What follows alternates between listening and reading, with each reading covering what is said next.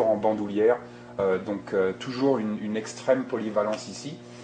Et enfin, on peut aussi s'en servir par exemple comme matelas, tous les pionniers. Et là, on va un petit peu repartir sur les grands-pères du bushcraft.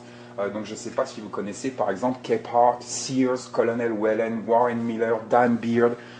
Toutes ces personnes ont évolué dans la verte massivement à une époque où bien évidemment nous n'avions pas tous ces outils modernes, que ce soit lampe frontale ou sac de couchage.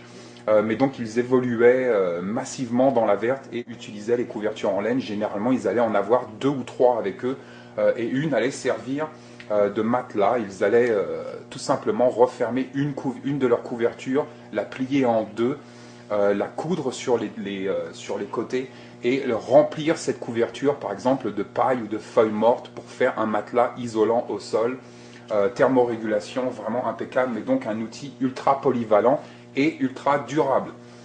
Ça va être un outil qui va pouvoir résister énormément aux conditions extérieures et qui va être ultra durable, donc très intéressant pour nous. Le troisième point, ça va être la résistance au feu. Donc on a vu que les couvertures en laine retenaient 70% de leurs propriétés thermiques une fois mouillées. Donc nous avons ici une certaine résistance à l'eau, mais on a aussi une résistance au feu qui est très intéressante.